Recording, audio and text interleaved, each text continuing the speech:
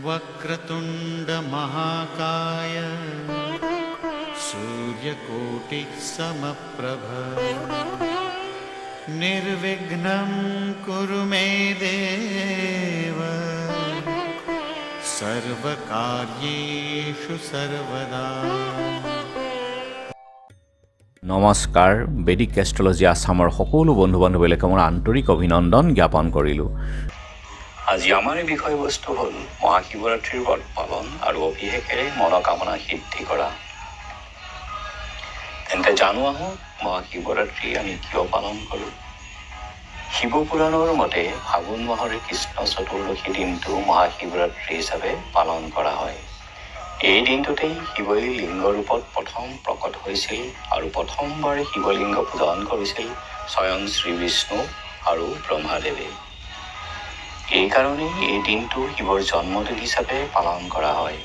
আনহাতে এই দিনটোতেই শিৱ আৰু পাৰ্বতীৰ বিবাহৰ দিন হিচাপেও এই মহাশিৱৰাত্ৰি পালন কৰা হয়।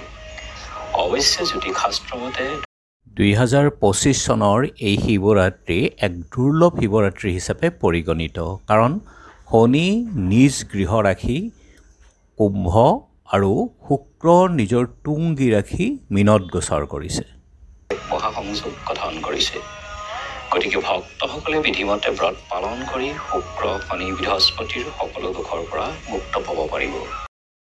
এই বছৰ মহাশিৱৰাত্ৰি আৰম্ভ হ'ব 13 ফাগুন অসমীয়াৰ বুধবাৰ, ইংৰাজীৰ 26 ফেব্ৰুৱাৰী দিনাখন দিনৰ 11:08:48 যোৱাৰ পাছতেই কৃষ্ণ চতুৰ্দশী তিথিটো আৰম্ভ হ'ব আৰু তেতিয়াই আমাৰ শিৱৰাত্ৰি আৰম্ভ হ'ব। আৰু 27 ফেব্ৰুৱাৰী বৃহস্পতিবাৰ অসমীয়াৰ 14 ফাগুন ৰাতিপুৱা 8:31 শিৱৰাত্ৰিৰ পাৰণ হ'ব, অৰ্থাৎ সমাপ্ত হ'ব।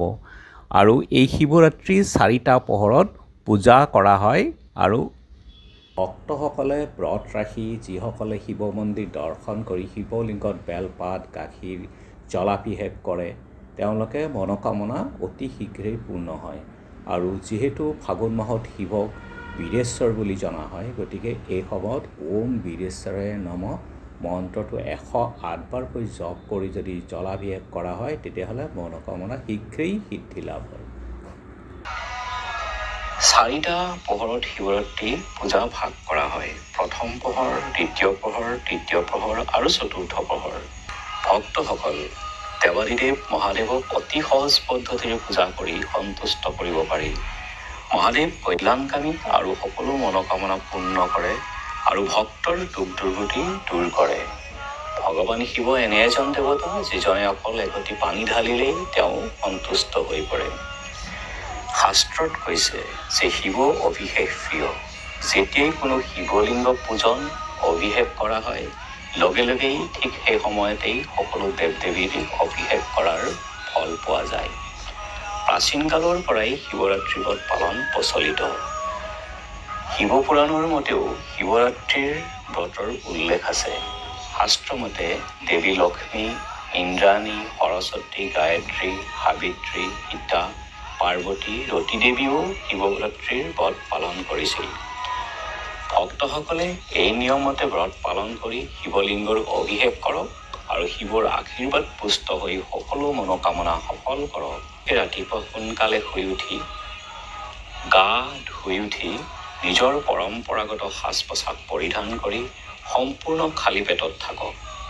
সাধাৰণতে শুদ্ধতা আৰু ভক্তিভাৱেৰে ভক্তসকলে অনুভৱ কৰক যে এই ব্ৰতৰ দ্বাৰা মনোকামনা আৰু ভগৱানৰ আশীৰ্বাদ পাব পাৰিব। অৱশ্যে প্ৰয়োজন মতে ব্ৰতৰ সময়ত গাখীৰ, চাহ, কফি, সাবুদানা, মিঠা আলু খাব পাৰিব। শাস্ত্ৰমতে মহাশিৱৰাত্ৰিৰ ব্ৰত পালন কৰি আমাৰ মাজত থকা ৰজ আৰু তম গুণকেইটা দমন কৰিব পৰা যায়। ভক্তসকলে 27 তাৰিখে ৰাতিপুৱা 8:56 পাছত ব্ৰত ভংগ কৰিব পাৰিব। ব্ৰতৰ দ্বাৰা অকল যে আমাৰ শৰীৰটোৱে বিশুদ্ধ হয় এনে নহয়, বৰঞ্চ আমাৰ চেতনাও জাগ্ৰত হৈ উঠে আৰু আধ্যাত্মিকতাও বৃদ্ধি হয়। ব্ৰতত থাকি ভক্তসকলে নিজৰ মনোকামনা অনুযায়ী শিৱলিংগ অভিষেক কৰি এই দ্ৰব্যকেইটা অৰ্পণ কৰি মনোকামনা পূৰ্ণ কৰক। যদি কোনো ভক্তৰ বিবাহত বাধা বা দেৰি হৈ আছে তেন্তে কুঁহিয়াৰৰ ৰসেৰে শিৱলিংগ অভিষেক কৰিলে সকলো বাধা দূৰ হ'ব। আৰু কেশৰ মিশ্ৰিত পানীৰে লিংগ অভিষেক কৰিলেও বিবাহ সম্বন্ধীয় সকলো বাধা দূৰ হৈ সোনকালে বিবাহৰ বাট মুকলি হ'ব। লগে লগেই দাম্পত্য জীৱনৰ সকলো সমস্যাও দূৰ হ'ব। জীৱনৰ ধাৰ ঋণৰ বোজাৰ পৰা মুক্ত হ'বলৈ ভক্তসকলে মৌ জলেৰে শিৱলিংগ অভিষেক কৰি ধাৰ ঋণৰ লগতে সকলো পাপৰ পৰাও মুক্ত হ'ব পাৰিব।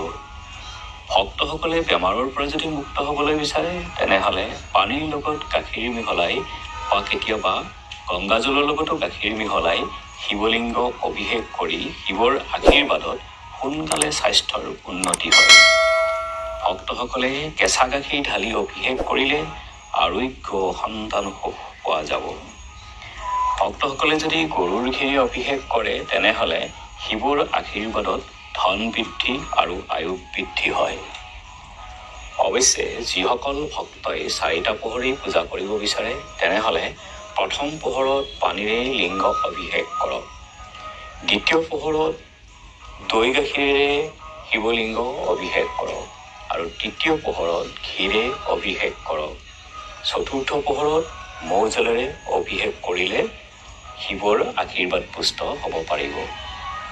অভিষেকৰ পাছত ভক্তসকলে বিল্বপত্ৰ, ধতুৰা ফুল, তগৰ ফুল অৰ্পণ কৰি ধূপ চাকি জ্বলাই শিৱৰ ফাগুন মাহত যিহেতু শিৱক বীৰেশ্বৰ বুলি জনা হয়, সেইকাৰণে যেতিয়া আপুনি বেলপাত, গাখীৰ, পানী অৰ্পণ কৰিব ওম বীৰেশ্বৰায়ে নম 108 বাৰ আপোনালোকে জপ কৰি মনৰ কামনা আপোনালোকে প্ৰকাশ কৰক শিৱৰ ওচৰত।